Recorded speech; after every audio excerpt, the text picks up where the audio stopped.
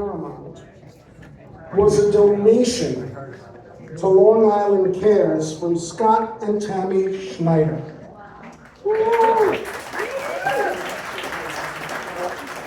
They had an event that they scheduled here for the Paramount, and unfortunately, it was unable to take place. And they contacted us, well, they contacted Catherine Fritz, our Vice President for Fundraising, Development and Communications, and said they'd like to give us a donation of the Founders Room. Everything, the food, the drinks, the staff, all of that was prepaid for. So instead, go right ahead. This is a tremendous gift. And I really do want to reach out to those of you that own yachts. If you have a free day and the boat's not out on the water, please let us know. As long as it can accommodate 100 people, we'll be delighted. So before I introduce one of our guest speakers, some of you may already know. For those of you that don't, I'll let you know. This has been a very somber, memorable week for all of us at Long Island Cares. If you recall, yesterday, July 16th, 43 years ago in 1981, Harry Chapin was driving on the Long Island Expressway going to a meeting at 11 o'clock in the morning in Manhattan. And after his meeting, he was coming back to the island to go to Eisenhower Park and perform a free concert.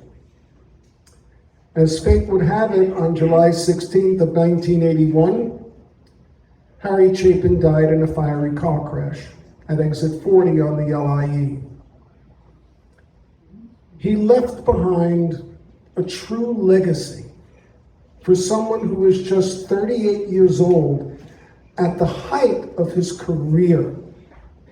Within the 10 years that he performed, he released 15 albums. But his legacy included 2 organizations. Why Hunger, that he founded in 1975, that would focus on the issue of global hunger, primarily in third world countries. And in 1980, Long Island Cares. Sadly, Harry never lived to see Long Island Cares grow the way it did. I honestly believe he would be so proud of the people that work at Long Island Cares and the board of directors that we've established over the years. 25 people who have passion radiating from every part of themselves. And so supportive. And we have about 11 board members here this evening. I can't name them all, but as you mingle and walk around, you'll know who they are. But I will single out the president of our board, which is Dave Harold, right here.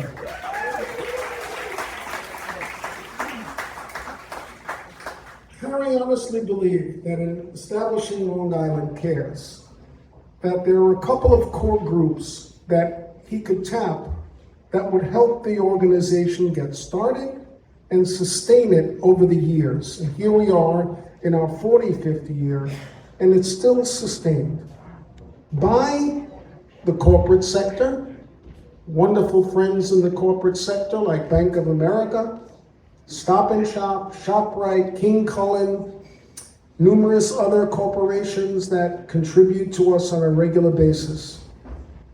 The government. He believed that government had a responsibility to address the issue of hunger, not just on Long Island, but across the country. And by the support we received through the New York State Department of Health, the State Education Department, the support we received from Nassau and Suffolk counties, the town of Babylon, the village of Freeport, the town of Huntington, we have that covered as well. But the most significant contributors to our work are all of you in this room tonight, our donors who trust us, who support us, who respect what we do. And please know that for more than 4 decades, you have made such a profound difference in the lives of hundreds of thousands of people. here on the island who struggle with food insecurity, live in poverty, including thousands of people who have come to start a new life for themselves in Nassau and Suffolk County. The problem will never go away, but the approach to reducing it and addressing it, and hopefully at one point in time, ending it, can only happen when a community of people come together with a shared goal, and that is to help those in need. Among the group of people that we help on a daily basis are seniors who are living at home alone or living with members of their extended family.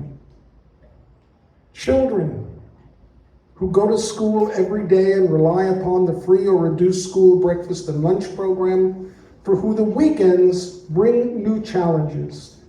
How are they going to eat? Where are they going to get school supplies from? Who's going to get them a backpack? We work with them.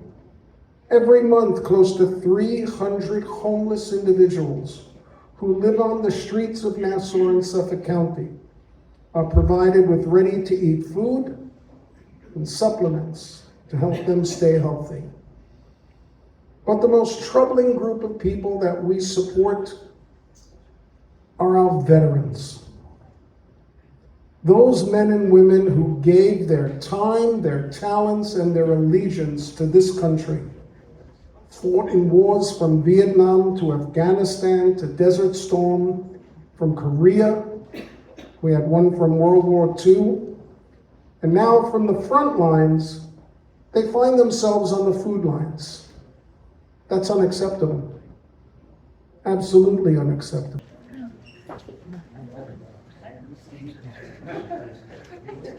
It's common knowledge that the people who use our services can tell the best stories of our organization.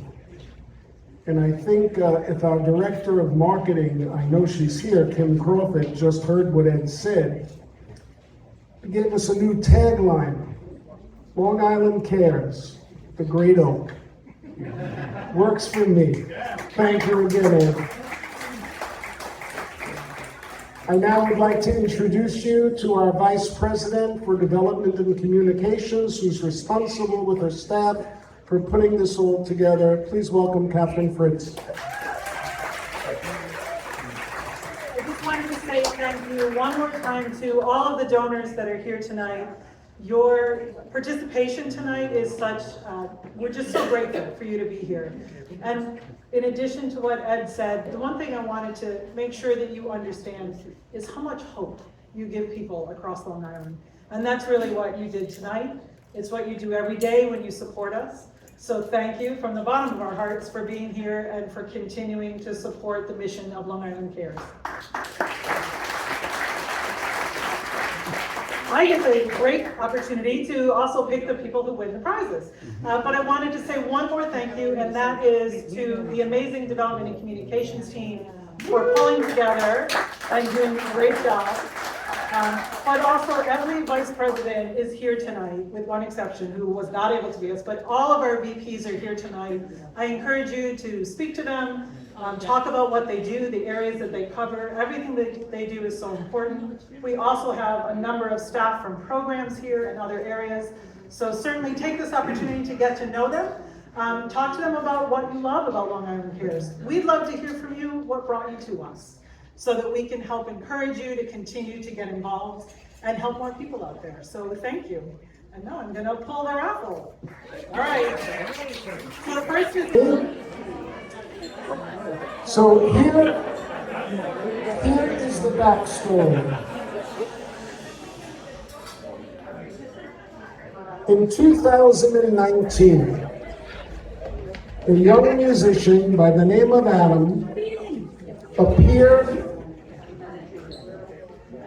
on American Idol and became a finalist. And the community was abuzz about two things. Number one, his hair. And the other thing was his voice and his expression. In the past 5 years since he's hooked up with the Metalhawks, they've traveled the United States, they've gone on tour in Europe, they're going on tour again. They released their new album most recently, following the COVID pandemic, and they're heading out to the West Coast in a couple of weeks to start another tour.